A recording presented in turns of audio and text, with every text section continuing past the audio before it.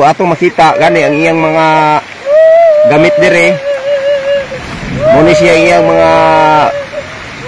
iyang mga gamit, no? Atong makita gi padala sa iya sa dihang gipalayas siya. So atong sayron karon kung unsay hinungdan ni ining tanan sa pagpalayas pinaagi ni ining maong mga katawhan nga niya dire, mga silingan. So sir, kinsa pwede nato mapangutana dire sa inyo, sir? Okay. So unsa may kuan sir kaning imong nasayran kalabot ni ining babae sir nga matud pagbibiyaan sa iyahang bana o niya gipalayas. So unsa may imong nasayran kalabot ni ini, sir? Sa sigon silang gawayan, sir. Ang ato sa marunga kanang cellphone. Hilig siya cellphone. Chat ba chat. Makig-chat siya sa lahi. Napo yung mga chat pero ta kabalo unsa ba nang ilang gichat pero usa pud mo nagsilos ang bana. So sa ato pa dili lang kay kanang gitawag nga dili siya mo trabaho sa panimalay kining asawa nga ato makita karon nga giabog kun dili makigtumpang pa siya og chat-chat lugar sa cellphone. Mo chat siya kamo may gisingit pud siya ang bana.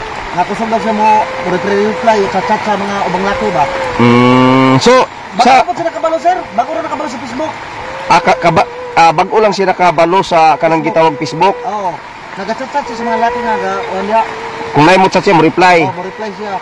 Kung wata kabalo unsa pa yang reply pero ayan ba na suko man gyud. Di sa hatok mo. Basi na pilain. Okay. So unsay istorya pod nimo, sir, kalabot ni ining sitwasyon hitabo karon sa mga asawa nga maghilig mag-reply sa mga lalaki pod kay para masayran pod sa uban nga mga asawa kay basin pod ay ang makakita ni video mahilig pod sila mo reply sa mga lalaki pod, sir. Unsay maistorya nimo? Bayan sa ako, sir. Ang cellphone mayo kana siya kung atong buhaton sa kimerong. Pero kung atong buhaton ang cellphone atong gulitan gamiton sa dinautan dili na kana siya mayo. So unsa man ni siya, sir? Kaning mga kuan mo na ni iya mga gamit kaning niya. Mo na mga gamit niya kada kita man sa paghakot kay gitabangan pa mga nako ni siya kon hakot ani. So mo ni mga higala ang gamit ni ining babae nga gipalayas kay mahilig daw kuno siya og cellphone. Mahilig mag-cellphone dayon na mag-chat-chat mo reply sa mga gatchat nga lalaki. Unya dili pud kuno siya mahilig magtabang or maglihok sa lihokunon sa panimalay. So mao ni nga giabog siyang bana. So dili lang kay tapol-tapol lugar kibali, napunan pa sa kibali silos tungod kay mo reply sa mga lalaki nga mo chat. So sir, unsay mga nabakay panapos nga mga tambag bahin ini or sakto na ni nga imong naistorya imong pamayag? Na pa, sir. Sige, unsa man na, sir? Kamo pud mga bana, kita mga lalaki bana kung ang ato asawa pud may trabaho, ato gabong ng obligasyon nga buhion sila kay kita may mga buhi gayod ang kita laki. Pero may punto lang kamay ang lalaki pud, sir. Wa ko laban, sir. Okay. Patas kung pagkatao, sir.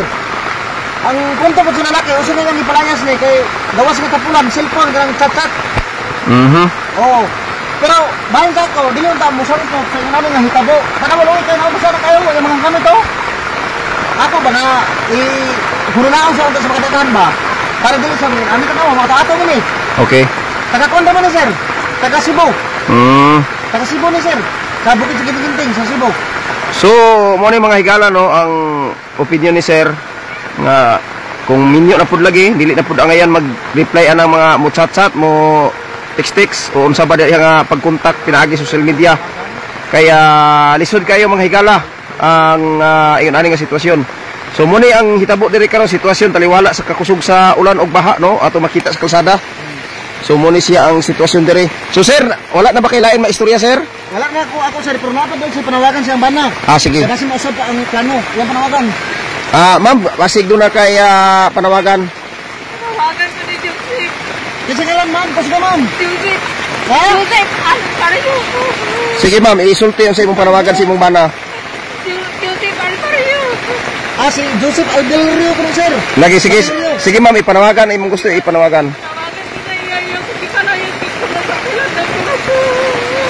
Wala na ko trabaho sa kulang sa tangat na. Tawagan ko na yung kaabang siya sa Hindi ako kapapahilo. Hindi ako magpinakulan. Pagwa, ma'am. Si, grabe na sir, si Joseph Valerio sir. Kung Okay. kinakailan ito si Pantayo. Mr. Joseph, mo na yung sitwasyon si mong asawa. Joseph Valerio. Oo. Kung asa man ka karon sir, pakiuli diri sa imong asawa. Para nga kanang na ang basig mapwede pa, maayo pa inyong pamilya. So sir, wala ninyo ni karon ihatod dito sa city leader kay nagkusog man gud ang ulan, so dinhi lang sa kutob sir. Oh, sige sir, wala problema sir. Sige sir, nagkasalamat sir, ug mayong hapon sir, mayong hapon sir.